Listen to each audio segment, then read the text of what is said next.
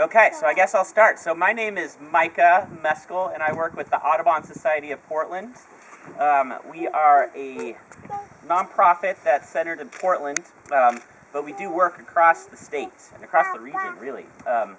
We have our typical conservation work that we do, working on policy, working on protection of certain areas and certain species, but we also have a wildlife rehab center, which makes us pretty unique.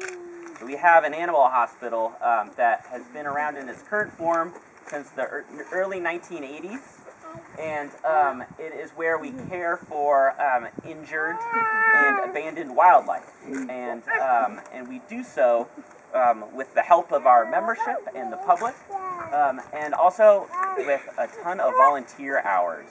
So our care center itself, we take in 3,000 injured wildlife a year.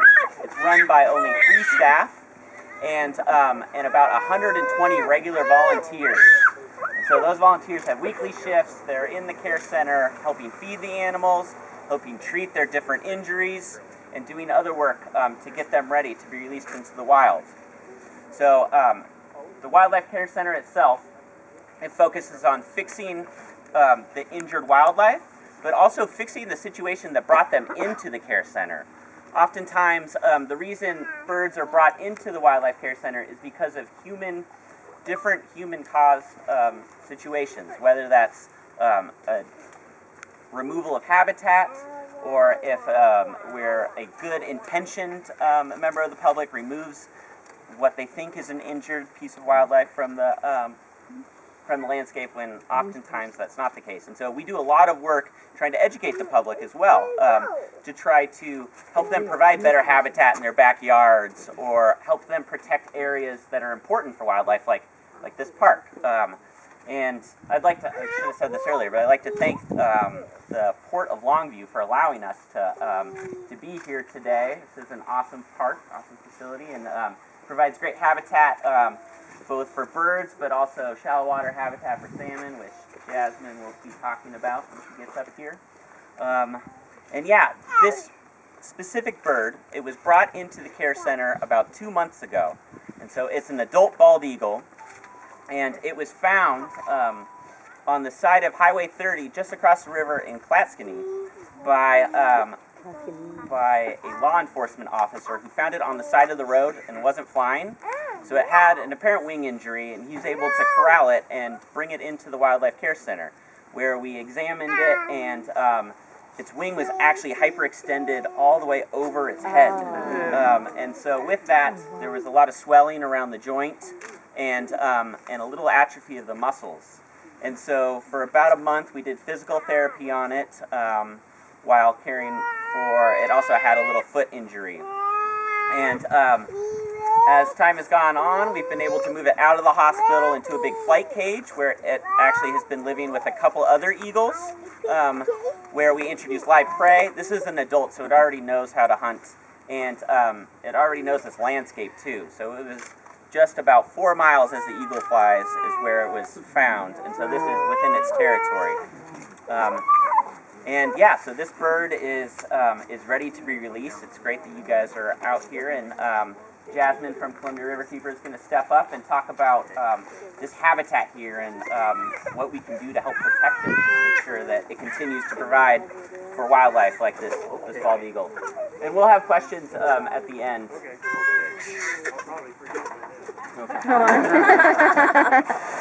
So first of all, a round of applause for the Audubon Society for doing amazing work.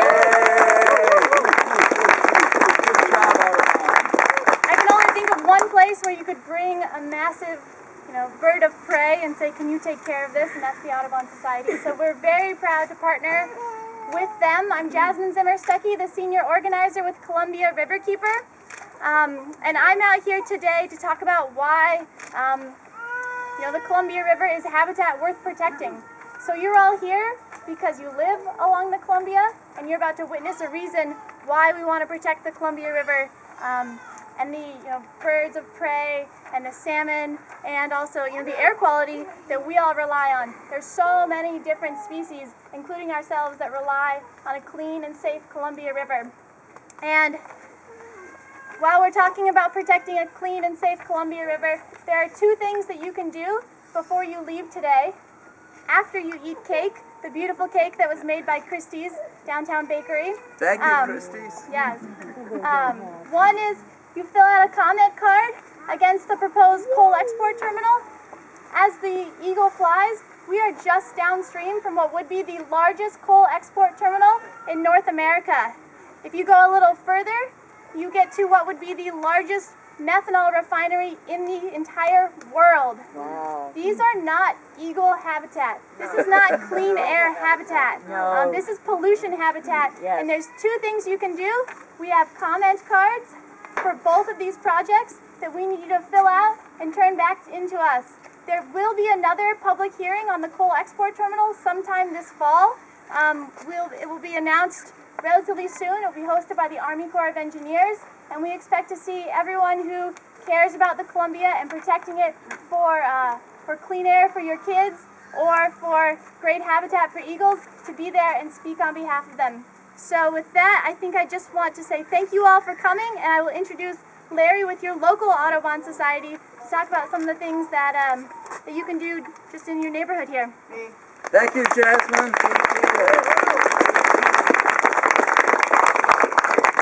I'm Larry Brandt. I'm with Willow Hills Audubon Society. We're based in Longview, but we cover Cowlitz County and Pacific County, a bit in Skamania County. First of all, I want to welcome the folks from Portland Audubon on this side of the river and for bringing the fantastic guest over here. I guess we promised not to keep him on this side of the river if you'd like to We wander. can share them. Yeah. Using both sides. Yeah. The local Audubon Society is very strong in education and in conservation. You may have seen us at Earth Day and at a number of other venues around the locale.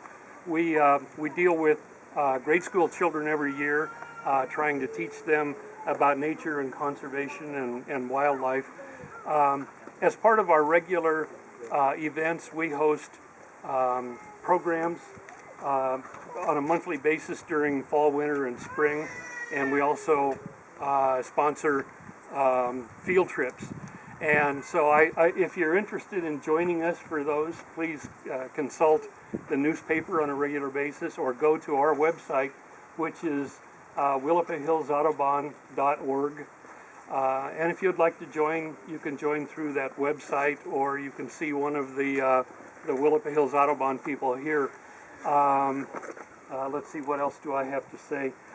Projects we're involved in right now, we're evaluating a proposed wind turbine project east of Centralia that would be 51 wind turbines, and while we're very much in favor of non-fossil fuel energy, we are concerned that these wind turbines might harm eagles flying into the blades or other endangered birds.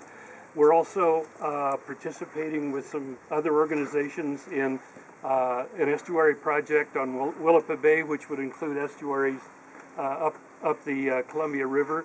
And so if you're interested in helping with those, it would be helping oyster growers, it would be helping wildlife, especially birds, and restoring some of the shoreline in Willapa Bay.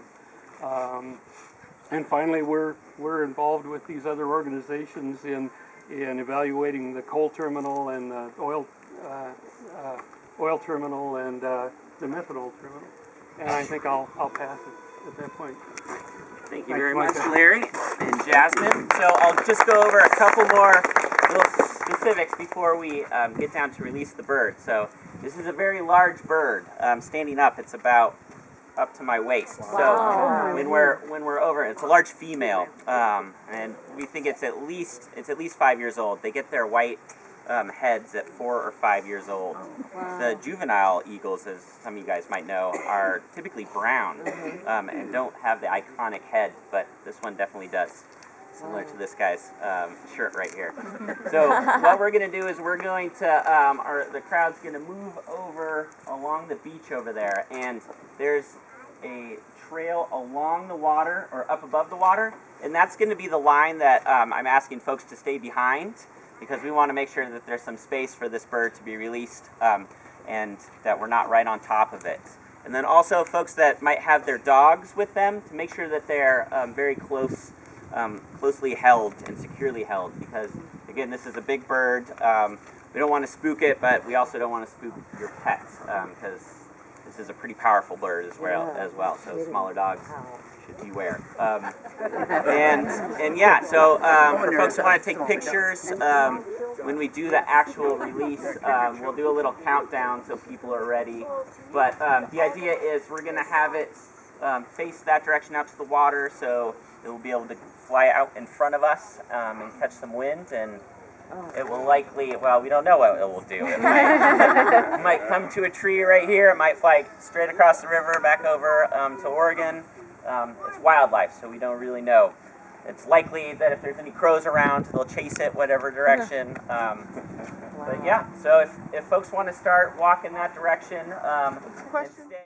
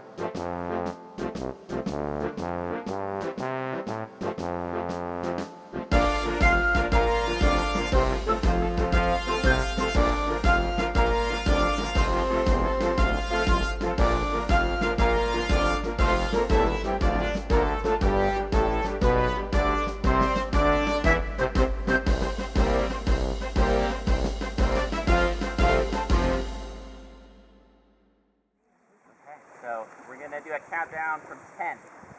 So 10, 9, 8, 7, 6, 5, 4, 3, 2, 1.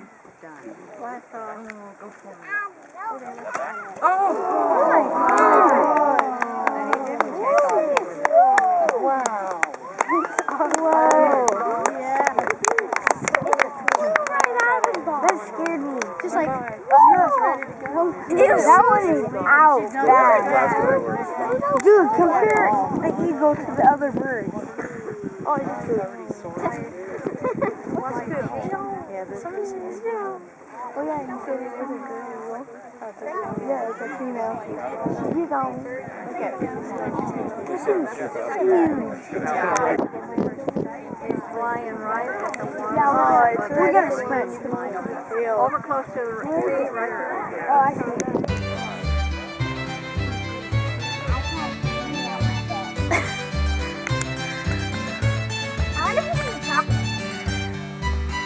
I want chocolate. It is. I